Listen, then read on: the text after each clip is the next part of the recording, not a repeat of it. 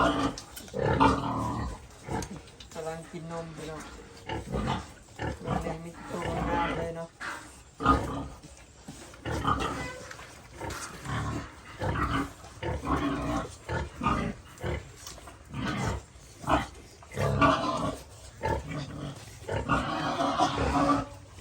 กินนมแม่คนพี่น้อง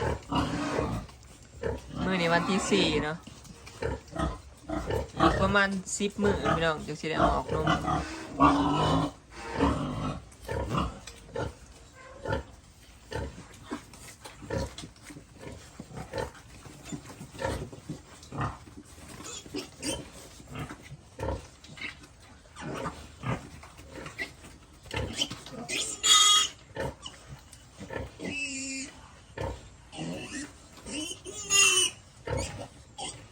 มื้ออื่นครบรอบ20 มื้อพี่น้องหมูหน่อยวันที่10เนาะเสียวออกนมวันที่10ออกนมพี่น้องสบายดีเด้อพี่น้องสบายดีเบ่สุขุทุกคนเนาะสบายดีช่วงค่ำพี่น้องถ่ายหมูน้อยให้เบิ่งเนาะใหญ่ขึ้นน้ำมือพี่น้องหมูน้อยจืออยู่บ่พี่น้องหลังจากผ่านไป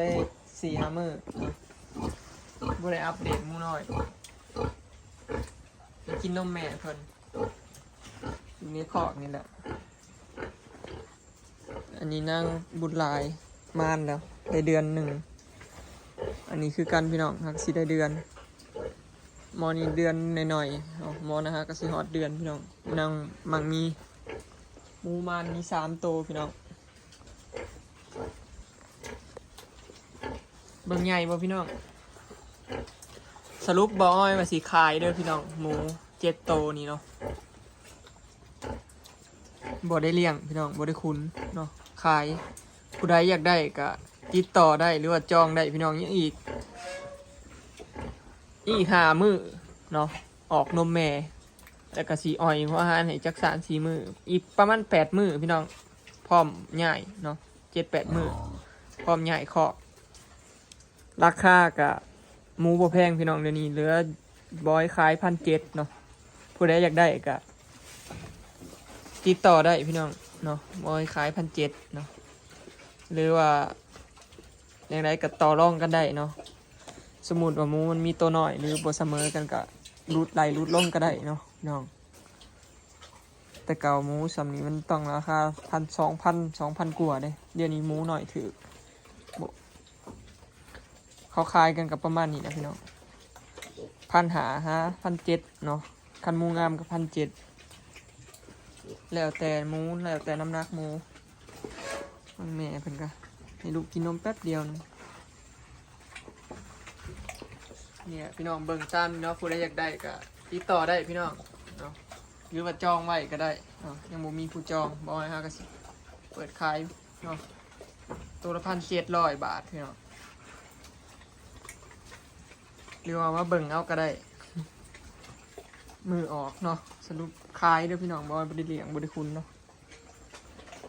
ขายจ้าอะไรอยากได้ก็มาเอาได้เลยเนาะมันอีก7-8 มื้อออกนมวันที่10เนาะออกนมวันที่10แต่ว่าอ้อยหัวหารให้3-4 มื้อเนาะแล้วจังมาง่ายมาเอา7 ตัวแม่หาตัวผู้ตัวผู้หาตัวแม่2เนาะงามพี่น้องงูใหญ่ยังบ่ได้พอออกนมซ้ำนี่เบิ่งในบักใหญ่อีก5 มื้อเพื่อออกนมคือสิเป่งเพื่ออ่อยหัวหารอีก3 มื้อ4 มื้อ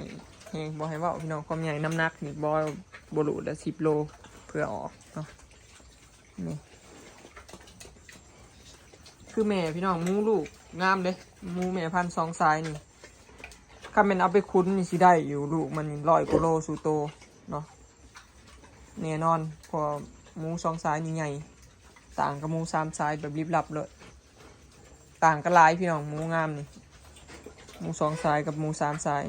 หมูเลือดลอยแห้งบ่ให้เว้าเนาะแต่ว่าบ้านเฮาบ่มีดอกหมูเลือดลอยพี่น้องมีแต่อยู่ฝั่งไทยมีแต่2 สายงามสุดแล้วอยู่บ้านเฮา บอยเคยคุ้นน้ำหนักได้หอด140 โลที่คายรอบก่อนนะพี่น้องหมู24 โตเลยมันได้11 โตลูกแม่นี่ล่ะได้120 130 110ปลายอย่างบ่ได้ก็ได้ใหญ่หมูสองไซส์บอยก็เลยว่าเลือกซื้อแต่แม่พันธุ์หมูสองไซส์มาเบิดเลยแพงกระยามันวะแต่ละโตนี่ซื้อมา10,000 กว่าบาทเบิดพี่น้องอันนี้ก็12,000อันนี้ก็12,000อันนั้นก็8,000 มาเลี้ยงเอาเองอันนั้นจังได้ชม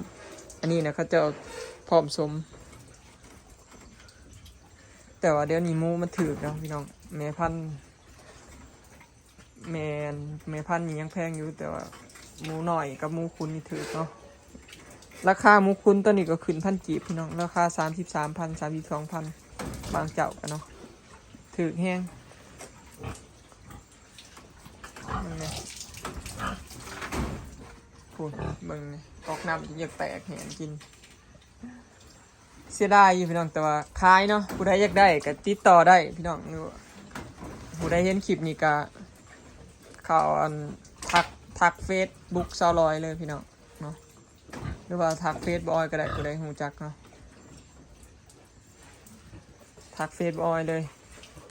ผู้ใดอยากได้ราคา1,700นะตัวหนึ่งตัวละ1,700หรือว่ามาต่อรองกันพี่น้อง สิรุดให้อยู่เนาะคันมีตัวใดน้อยลื่นหมูสิรุดให้อยู่เนาะบ่ไหลราคาสมูดอกไหลตามหมูเอาบ่ว่าให้1,700เปอร์สุโตดอกเนาะตามโตแล้วก็มันเสมอกันเก่า1,700เนาะพี่น้องติดต่อได้เด้อปล่อยจ้าวันที่8วันที่10นี่แหละสิได้ออกนมเนาะต้องเบิ่งหมูเขาอีกบางเถื่อมันก็บ่ได้ออกเป๊ะเช้าหามือดอกพี่น้องเพราะว่าบางเถื่อหมูเขามันยังน้อยหรือว่าน้ำหนักมันยังบ่ได้จริงๆนะบอยก็บ่ได้ออกเนาะเกินไปอีกหรือว่ามันน้ำหนักมันก่อนก็ออกตามนั้นเนาะนี่แหละอันนี้ก็มาได้เดือนปลายเดือนหน่อยๆอันนี้ก็ก็สิได้เดือนนึงประมาณเดือนพี่น้องหมูมันมี3 โตเนาะผ่าตั้งบอยก็คุมไว้แล้วลมหนาวมือนี่หลังจากที่ห่อนมาหลายมือเนาะหนาวเลยนี่นางเอกสิคลอดเดือนนี้พี่น้องวันที่20นี่สิคลอดนางมีตังหมูอีเม่เบิ่งท้องหมูสิคลอดมีหมูตัวเดียวนี่พี่น้องสิคลอดปันคลอดต่อกับหมูตัวนี้เลยวันที่20เนาะคลอดอีก15 มื้อทารุ่นมาสิได้จักโตอีกเบิ่งท้องพี่น้องบอยวันน่ะสิได้ซ้ำเก่า13 14นี่บอยมันเคยอันนี้เป็นลูกที่4เนาะแม่ที่รอบที่4นี่รอบที่4ได้พี่น้องได้ลูกรอบ2รอบ3เนี่ยได้14 โตรอบแรกเนี่ยได้6ตอนจืดประมาณ4 โตรอบแรกได้4รอบที่2ได้14รอบที่3ก็ได้14รอบที่4แบบนี้พี่น้องรอรุ่นเนาะวันที่20เฮงๆมันเด้อมีตังเลยไอ้มีเงินมีคำมีตังคือสื่อได้พาพอเฮงเลยลูกอีก15 วันเจอกันพี่น้องรุ่นกันไปอีกแบบนี้สิได้เฝ้าหมูอีก15 มื้อเนาะเดี๋ยวทารุ่นพี่น้องแต่ว่าตอนนี้ก็สิขายหมู7 โตออกก่อนเนาะเพราะว่า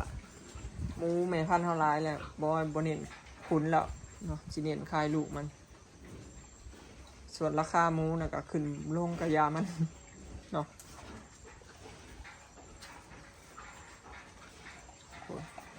ข้อนี้นะบ่อยู่พี่น้อง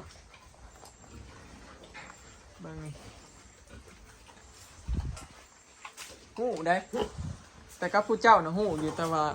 บัดเพิ่นอยากสวบเพิ่นก็หายเด้นี่ตังมันห่วงลูกมันซื่อๆพี่น้องคันบ่ได้ลูกก็บ่ให้เฉพาะผู้เจ้าดอกคันผู้อื่นมานี่บายบ่ได้เด้นางอันนี้มันฉลาดมันฮู้จักผู้เจ้าคันผู้เจ้าบายน่ะได้พี่น้องคันมันคลอดมาแล้วผู้อื่นไปบายมันไหลสวบเด้แต่ขนาดผู้เจ้าก็ยังอยากให้ ห่วงลูกแห้งหมูตัวนี้ได้ยินเสียงลูกห้องหรือห้องกากะใส่รถเพิ่นแม่เข้าอยู่ในคอกก็คือหมูตัวนี้พี่น้องเอื้อยหมูเนาะเอื้อยหมูนี่แล้วก็คอกนี่ก็ว่างพี่น้องเอาไปชมแล้วนางพารวยเนาะเอาไปชมแล้วเมื่อวานนี้ เอาไปชมเมื่อวานนี่พี่น้องคำว่านซื่นนี่แหละคำมือซื่นนี่มื้ออื่นน่ะสิได้ไปเอาบอกคิดว่านะมื้ออื่นน่ะเราน่ะสิบอกไปเอามื้ออื่นเนาะหรือมื้อฮื้อนี่แหละประมาณนี้พี่น้องว่างเอาไปชมเลยเกิดปัญหาแทงลูกเนาะแทงลูกแล้วก็เลยปัวพอดีเดือน1 เดือนปลายเนี่ยหากสิเอาไปชมเมื่อวานอันนี้คือหมูขุนบอยพี่น้องบยักษ์ใหญ่ปานใดบ่สุดหากก็เคยคุ้นรอบแรกเลยลูกของนางพารวยนั่นแหละพี่น้องที่เอาไปชมมันละหมูตูบและเลดอันนี้เป็นลูกรอบที่2ของเพิ่นได้หาโตรอบแรกเนี่ยได้เก่าอันนี้เป็นรอบที่2พอได้หาได้หน่อยกว่ารอบแรกงงอยู่พี่น้องบ่น่าเชื่อเลยถือว่าเป็นครั้งแรกเนาะที่บอยคุณลูกหมูนางพารวยลูกนางพารวยลูกนางมารวยพารวยอันนี้เป็นรอบแรกรอบก่อนนะบอยคายพี่น้องเก่าโตอันนี้เป็นลูกเพิ่นรอบที่2ยังบ่ทันได้รอบที่3นะอันนี้คือรอบที่2คุณครั้งแรกของลูกเพิ่นเด้อนี่ใหญ่อยู่บ่พี่น้องหมู2 เดือนปลายเด้อนี่บ่แม่น3เด้อ2 เดือนปลายจักสิได้น้ำหนักเท่าไหร่หาโตสิได้จะได้หน่อยแม่นได้7-8 โตก็ยังไข่นะพี่น้องคันหมูแม่พันธุ์นี่คันได้รักหาลงมานี่อยากลูกหมูนี่ถ้าลูกหมูบ่แพงหาโตบอยซื้อหัวอาหารก็รอบละ4,000 5,000นี่แหละประมาณ5,000เปิดได้ขายก็เบิดประมาณ 20,000นี่แหละ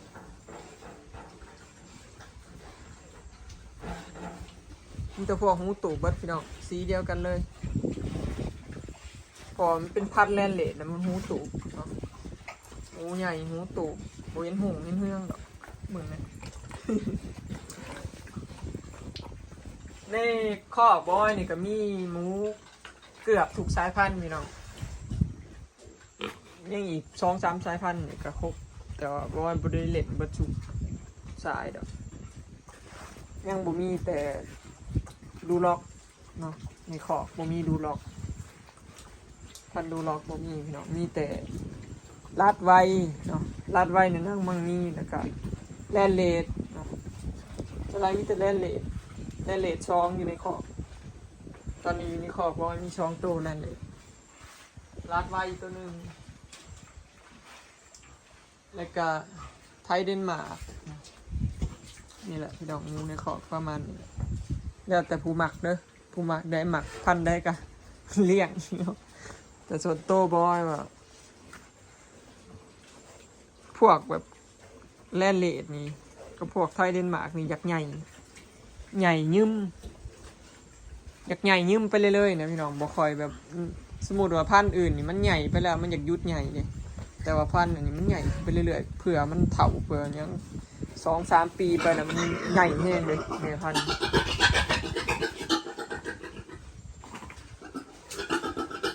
เบิ่งเนี่ยจักสิได้จักโลเนาะยางบ่ได้สิบ่ได้เพราะ90 ปลายโล100 โลเนาะหมู3 สายพี่น้องมันเริ่มบ่ค่อยงามปานใดแต่ว่าก็ถือว่างามอยู่เด้ถ้าเทียบใส่แบบหมู2 สาย 3 สายนะพอมันเป็นหมู3 สายนี่ซ้ำนี้ก็ถือว่างามเลยพี่น้องหมูมันหลายสายนะ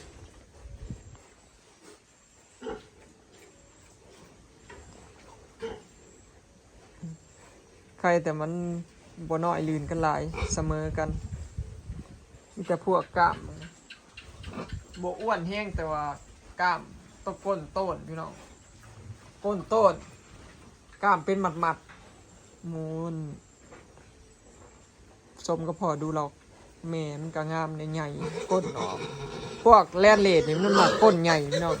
ก้นใหญ่ตูดใหญ่นักก้นพวกนักก้นแห้ง